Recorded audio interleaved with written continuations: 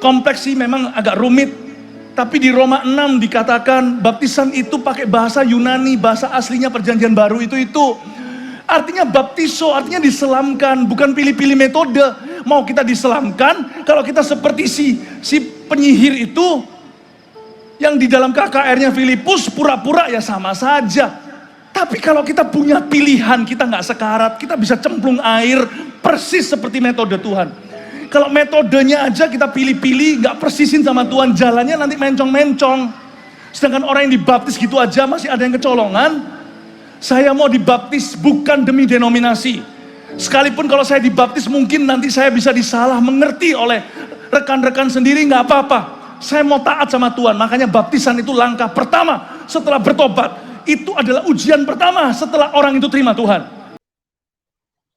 Assalamualaikum warahmatullahi wabarakatuh. Berjumpa lagi dengan Pakar Debat Lintas Agama ya, channel di mana teman-teman bisa belajar untuk menjadi pakar dalam dunia debat lintas agama ya. Di kesempatan kali ini kita akan membahas ya penolakan yang dilakukan oleh gereja yang bernama Gereja Masehi Injili di Timur atau yang disingkat GEMIT terhadap ajakan Philip Mantova saat KKR yang dilaksanakan di Kupang ya. Kita tahu bahwa Philip Mantova minggu lalu ya baru saja melakukan atau melaksanakan KKR. Apa itu KKR? KKR ini adalah kebaktian kebangunan rohani. Jadi ini adalah istilah yang dipakai oleh saudara-saudara kita Kristen dalam mengadakan suatu event yang mereka anggap ya event tersebut tujuannya adalah untuk membangkitkan atau membangunkan iman atau rohani dari orang-orang yang hadir di sana ya. Jadi istilahnya seperti seminar akbar lah, atau acara akbar yang biasanya dilaksanakan itu di tempat terbuka, ya di tempat yang lebih besar kapasitasnya dari gereja yang biasanya mereka pakai. Jadi misalnya kalau gereja itu kapasitasnya 200, ya untuk KKR biasanya kapasitasnya ya 1000 gitu kan, di atas gereja yang biasa mereka pakai. Kalau jumlahnya sama ya ngapain buat KKR kan gitu. Jadi kalau ada teman-teman yang nanya lagi KKR itu apa, ya KKR itu kurang lebih kayak eventnya lah, acara besarnya. Ya, saya harap dapat dimengerti. Kalau kalian masih penasaran, ya silakan search apa itu KKR ya, cari tahu sendiri. Oke, di sini kita ketahui bahwa ada satu gereja yang cukup besar di wilayah NTT atau Kupang. Bisa dibilang inilah gereja terbesar di wilayah NTT. Ya, gereja istilahnya tuan rumahnya lah. Ya, dialah yang paling besar di wilayah NTT, yaitu Gereja Masehi Injili di Timur, atau yang disingkat GEMIT ya. Jadi bagi teman-teman yang nggak tahu itu GEMIT apa, silakan kalian lihat dulu ya ini. Jadi kita tahu bahwa di NTT itu ada satu gereja yang cukup besar. Ya bukan satu gedung gereja doang ya, tapi cabangnya banyak.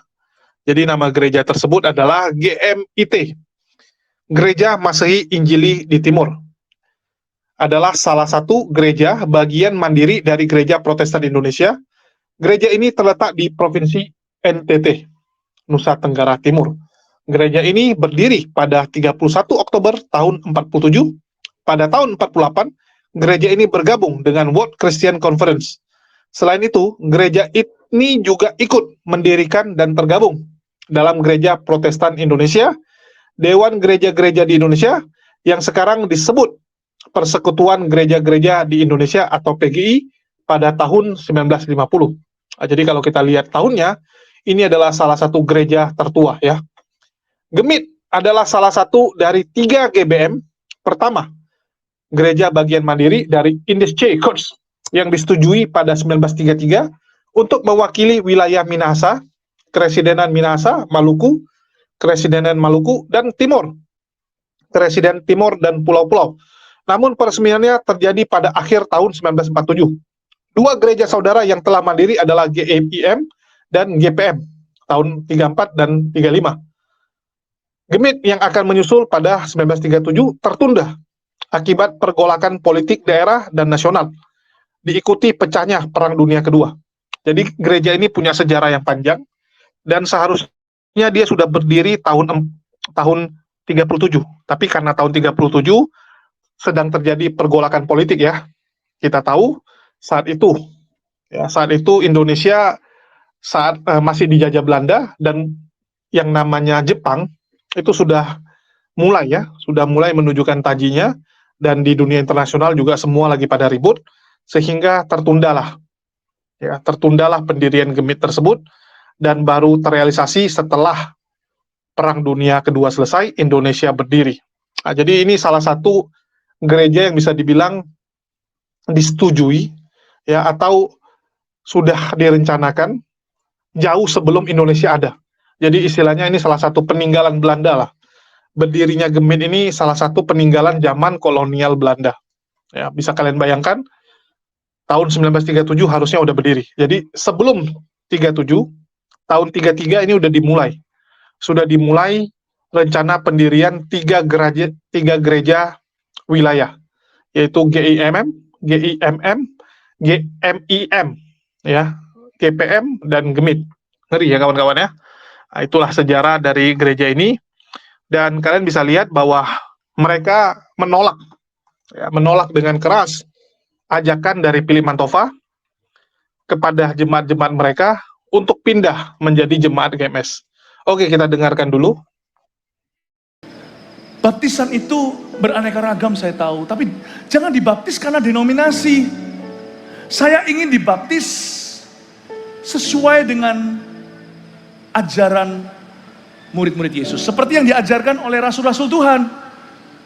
Baptisan itu di Kisah Para Rasul 2 ayat 38, saat kau bertobatlah dan berilah dirimu dibaptis. Bukan saat kita kecil, orok bayi, boleh, itu penyerahan, itu bagus, itu liturgi. Tapi baptisan sesungguhnya maknanya adalah pertobatan. Saat kita mau menerima Yesus terpisah dari orang tua kita, saya mau terima dia atas keputusan sendiri. Kisah Rasul 2 ayat 38, bertobatlah dan berilah dirimu dibaptis sebagai pengampunan dosamu. Dan saya juga mau dibaptis bukan hanya sesuai yang diajarkan oleh murid-murid Tuhan, tapi sesuai yang diteladankan oleh Tuhan. Tuhan itu dibaptisnya gimana? Dia keluar dari air, turunlah Roh Kudus, berarti dia masuk, bukan? Paulus menjelaskan dalam suratnya, kompleks sih, memang agak rumit, tapi di Roma 6 dikatakan baptisan itu pakai bahasa Yunani, bahasa aslinya perjanjian baru itu. Artinya baptiso, artinya diselamkan, bukan pilih-pilih metode. Mau kita diselamkan, kalau kita seperti si penyihir itu, yang di dalam KKR-nya Filipus, pura-pura ya sama saja. Tapi kalau kita punya pilihan, kita nggak sekarat, kita bisa cemplung air, persis seperti metode Tuhan. Kalau metodenya aja kita pilih-pilih, nggak persisin sama Tuhan, jalannya nanti mencong-mencong. Sedangkan orang yang dibaptis gitu aja masih ada yang kecolongan. Saya mau dibaptis bukan demi denominasi. Sekalipun kalau saya dibaptis mungkin nanti saya bisa disalah mengerti oleh rekan-rekan sendiri, nggak apa-apa. Saya mau taat sama Tuhan, makanya baptisan itu langkah pertama setelah bertobat. Itu adalah ujian pertama setelah orang itu terima Tuhan. Aku mau dibaptis sesuai dengan ajaran murid-muridnya. Baptisan itu pertobatan. Baptisan itu amanat agung, bukan tradisi agama. Pilihan pribadi untuk ikut Yesus, ku tak akan ingkar. Tapi baptisan itu saya juga pilih-pilih. Seperti Yesus masuk ke air, keluar, Roh Kudus turun. Tugasku adalah ikut juru selamatku, bukankah dia jalan? Kalau dia jalan, kenapa saya harus cari jalan lain? Kalau dia kebenaran, kenapa saya cari kebenaran lain? Kalau dia hidup-hidupnya yang ku jiplak, yang ku contoh mentah-mentah. Hari ini akan ada baptisan di gereja Mawar Sharon yang saya gembalakan. Baptisan itu langsung spontan karena itu hubungan orang dengan Tuhan. Tapi nanti sertifikat baptisan adalah lewat kelas, baru diserahkan setelah orang itu betul-betul memberikan diri untuk digembalakan dan dimuridkan.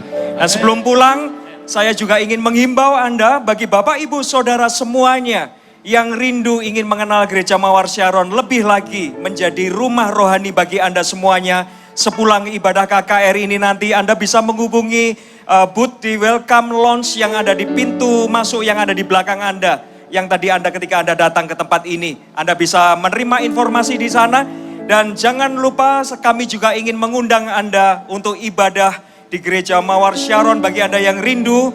Di hari Minggu nanti bertepatan juga dengan ulang tahun Gereja Mawar Sharon yang kedua. Kita akan merayakan ulang tahun gereja ini dengan penuh sukacita karena Tuhan sudah mengurapi kita semuanya. Kedua Bapak Mama, Saya menyampaikan suara gembala terkait dengan fenomena KKR yang diadakan oleh GSM di lapangan Polda pada hari Jumat malam. Dan ada kurang lebih terjadi pembaptisan, informasi yang kami dapat 1.000 lebih. Dan kami belum tahu berapa banyak anggota Gemit yang menerima baptisan ulang. Karena itu melalui tempat ini kami ingin menyampaikan beberapa hal bagi kita sekalian. Hal yang pertama, gereja tidak menghalangi upaya penguatan iman bagi komunitas jemaat, baik yang dilakukan oleh pribadi, oleh gereja, atau oleh lembaga lain. Namun dihimbau kepada setiap anggota jemaat untuk perlu menyaring dengan baik setiap ajaran-ajaran atau pemberitaan yang tidak sesuai dengan dogma dan teologi yang dibangun oleh Gemit. Kita perlu berhikmat untuk mendengar setiap ajaran dan pemberitaan.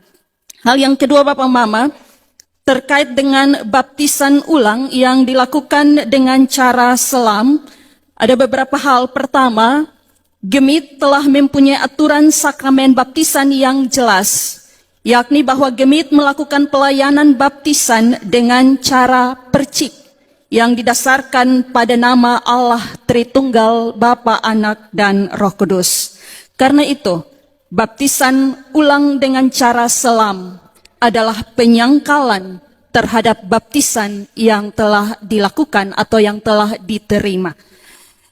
Tidak ada satu rujukan Alkitab pun yang menjelaskan dengan pasti cara baptisan yang dipakai dalam Alkitab. Ketika kita membaca tentang Yesus yang dibaptis di Sungai Yordan, di situ dikatakan bahwa ia dibaptis. Lalu setelah dibaptis, Yesus keluar dari dalam air. Namun kata keluar dari dalam air tidak serta-merta dipahami bahwa selam. Bapak, Mama, saudara-saudara, kalau kita membawa anak-anak kita misalnya pergi main di kali, misalnya, lalu di sana dia bermain air, lalu sudah pada waktu tertentu kita bilang, ayo keluar dari air. Untuk dia beranjak dari air, tetapi tidak jelas apakah di air itu dia hanya rendam-rendam kaki, dia rendam-rendam badan, atau dia tenggelam semuanya di dalam air. Tidak ada rujukan yang pasti dengan kata keluar dari dalam air. Kita juga memakai contoh lain, misalnya ketika Pentakosta terjadi di Bait Allah, 3.000 orang kurang lebih yang dibaptis. Dan di situ juga tidak dikatakan secara pasti cara apa yang dipakai. Agak sulit untuk kita membayangkan 3.000 orang itu dibaptis di seputar Bait Allah dengan ada wadah yang cukup untuk menenggelamkan 3.000 orang tersebut. Begitu juga dengan baptisan terhadap kepala penjara di Filipi pada tengah malam. Agak sulit kepala penjara mengeluarkan tawanan, mencari air yang banyak untuk ditenggelamkan di situ. Sehingga Bapak Mama, tidak ada satu teks pun yang menjadi rujukan cara yang dipakai. Dan perdebatan tentang cara baptisan ini sudah ada sejak gereja mula-mula. Karena itu terhadap itu semua ada satu dokumen tua yang disebut dengan Didake.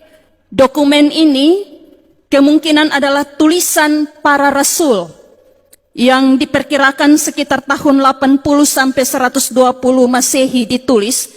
Sehingga pada satu kesempatan orang-orang mengusulkan supaya Didake ini juga menjadi bagian dari kitab suci, masuk dalam kanon. Tetapi pada waktu itu mereka menolak untuk Didake ini tidak perlu masuk dalam kanon. Walaupun alasannya dia punya umur sama tua dengan kitab-kitab yang ada dalam perjanjian baru. Tetapi dia tidak diterima untuk masuk dalam kanon. Meskipun demikian Didake ini tetap dipakai dan dianggap sebagai dokumen katekis pertama gereja. Dan dalam dokumen Didake ini disebutkan tentang baptisan, cara baptis apapun itu, baik selam, percik, ataupun curah, diterima oleh gereja. Dan yang utama, adalah dibaptiskan dalam nama Bapa, Anak, dan Roh Kudus.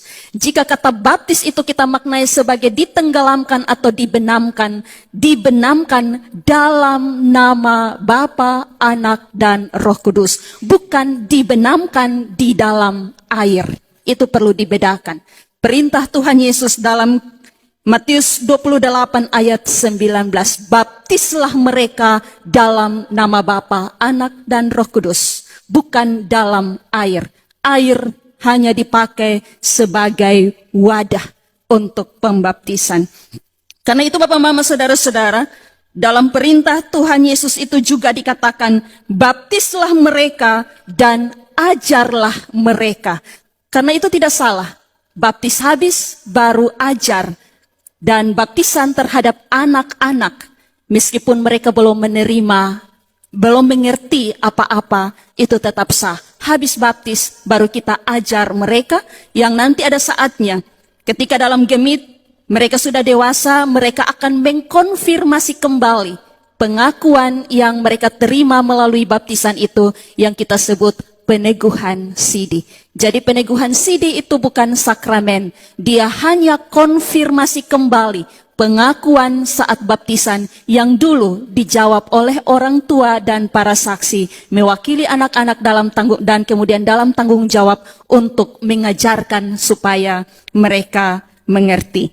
Dengan demikian Bapak Mama, gemit menerima baptisan percik untuk dilakukan dalam pelayanan gereja, dan gemit juga mengakui semua baptisan dengan cara apapun, asalkan dilakukan dalam nama Allah Tritunggal. Gemit tidak akan melakukan baptisan ulang bagi siapapun yang telah dibaptis dalam gereja Trinitarian. Dan karena itu Bapak, Mama, Saudara-saudara yang dikasihi, mohon jemaat-jemaat untuk tidak terpengaruh dengan ajaran-ajaran yang demikian, juga tidak terpengaruh sebagaimana ajakan untuk bergereja di GSM, tetapi tetaplah ada dalam persekutuan di Gemit. Kita bersama-sama menghidupi ajaran yang telah kita terima, ajaran yang sesuai dengan keyakinan iman kita. Tetapi ini juga menjadi satu catatan bagi gereja, secara khusus bagi Gemit, untuk kita memperkuat ajaran-ajaran kita. Ya, teman-teman sudah dengar ya. Jadi perwakilan ya. Saya nggak tahu ini ibu ini siapa, apakah dia pendeta atau siapa ya. Tapi ini jelas kalau beliau mewakili gereja GMIT menyampaikan bahwa mereka menolak baptisan ulang yang dilakukan oleh Philip Mantova. Karena menurut mereka, pembaptisan yang dilakukan oleh Pastor Philip Mantova itu merupakan penyangkalan terhadap baptisan yang mereka lakukan sebelumnya. Secara tidak langsung, Philip Mantova ingin mengatakan, atau memframing, bahwa baptisan yang terjadi sebelumnya itu tidak sah, sehingga harus dibaptis ulang. Ini adalah bentuk penghinaan kepada gereja-gereja yang membaptis orang dengan formula Trinitas juga. Jadi dianggap, wah ini sepele kita dianggap gagal ya, dianggap membaptis orang dengan cara salah, sehingga harus diulang. Jadi ini kan salah satu bentuk penghinaan ya, menurut teman-teman yang ada di luar gereja Mawar Sharon. Jadi GMIT sebagai gereja lokal, dan juga bisa dibilang gereja terbesar lah di wilayah NTT. Bahkan setelah saya telusuri, jumlah jemaatnya kurang lebih ada 1.000 orang. 1 juta orang, sorry. Jadi ada 1 juta orang jumlah jemaat GMIT ya, menurut mereka, klaim mereka. Terus jumlah gereja yang dimiliki oleh GMIT kurang lebih ada 2.504. Ya, jadi ini adalah salah satu sinode besar ya. Dia punya 2.500 gereja lokal yang kecil-kecil gitu kan. Yang kecil sampai besar lah. Jadi totalnya 2.500 gereja menaungi 1 juta jemaat. Bahkan mereka juga punya rumah sakit yang bernama rumah sakit ibu anak Ume Manekan Soe, terus punya panti jompo juga, panti asuhan Petra, punya sekolah dasar, sekolah menengah, dan perguruan tinggi yang bernama Universitas Kristen Arta Wacana, terus Universitas Tribuana Kalabahi. Jadi ini adalah gereja besar ya untuk wilayah NTT. Dia bisa dibilang yang paling besar, paling ramai, paling gede. Nah, jadi dari 30.000 orang yang datang di kebaktian atau KKR Gereja Mawar Sharon, itu banyak ya, bisa dipastikan banyak yang berasal dari GMIT, sehingga mereka lah yang bersuara, mereka lah yang paling vokal dalam menanggapi baptisan yang dilakukan oleh Philip Mantova. Belum lagi masalah bahasa roh ya. Bahasa roh ini kan juga jadi perdebatan, tetapi yang paling dikritik oleh GMIT adalah upaya dari Philip Mantova membujuk rayu jemaat-jemaat mereka untuk pindah bergereja di tempat Philip Mantova. Jadi ini dianggap sebagai upaya yang kurang baik. Istilahnya domba kami kok dicuri kan gitu kan. Jadi GMIT tidak bisa menerima hal tersebut dan keluarlah pernyataan-pernyataan seperti ini. Ya kita bisa lihatlah bahwa memang teman-teman kita di sebelah ini kan apa ya, dari dulu gitu. Ini selalu jadi perdebatan. Jemaat kami kenapa dibaptis ulang? Dia kan sudah dibaptis. Dia kan sudah lahir baru. Dia sudah dibaptis secara Roh Kudus, ya, secara semualah ya, baptis air, baptis Roh Kudus, mereka anggap sudah dilakukan. Kenapa dibaptis lagi kan gitu? Terus mereka juga ya tidak inginlah jemaat mereka itu bisa pindah kandang ya, yang sebelumnya bertumbuh di tempat mereka tiba-tiba pindah ke tempat lain. Walaupun sebenarnya itu hak orang. Ada orang kan merasa di gereja dia yang lama mereka nggak bertumbuh imannya, terus kelakuan mereka pun gitu-gitu aja, mereka merasa nggak cocok, mereka nggak merasa ada hadirat Tuhan di sana, sehingga mereka putuskan pindah. Kalau saya pribadi ya, kalau teman-teman nanya ke saya, ya ini haknya jemaat. Jemaat itu kan bukan properti, bukan benda milik gereja, sehingga mereka punya kebebasan mau bergereja di mana. Mereka sor ya, kalau orang bilang udah sor, udah cocok di tempat satu, ya udah mereka akan di situ. Kalau mereka rasa nggak nyaman di GMIT, terus mereka lebih nyaman di gereja Mawar Sharon, mau gimana? Masa mereka mau disalahkan, kan nggak cocok juga. Harusnya kan ini jadi bahan introspeksi ya. Sama kayak kita misalnya buka toko nih, atau buka kafe. Kita buka kafe, terus pelanggan kita selama ini rame. Pelanggan kita selama ini penuh. Tiba-tiba begitu kafe depan buka, ya ada saingan kita buka kafe baru, tiba-tiba pelanggan yang sering nongkrong di tempat kita lihat sekarang kok nongkrongnya udah di depan. Ya kan nampak itu muka-mukanya gitu kan. Muka-muka orang yang selalu di tempat kita kok udah pindah di depan sekarang. Ya, ini kan membuat kita tanda tanya. Tetapi apakah kita bisa marahin customer tersebut dengan bilang, "Oi, ngapain kamu di depan? Tempat kami lah, ngapain di sana?" gitu kan. Terus kita maki-maki dia, kita marahin, nggak bisa kawan-kawan. Itu haknya dia. Ya. Dia bukan pekerja kita. Dia tidak mendapatkan keuntungan apapun dari kita sebenarnya, kecuali ya, kita cuma menyampaikan, dan itu timbal balik. Jadi kita kasih dia makanan, kita kasih dia minuman, dia kasih kita uang. Win-win solution gitu kan. Jadi kalau mau dibilang dia itu di bawah kita, ya nggak bisa. Harusnya ini jadi bahan introspeksi kita. Kenapa kafe di depan lebih ramai? Apa mungkin harganya lebih murah? Apa mungkin tempatnya lebih nyaman? Apa mungkin makanannya lebih enak?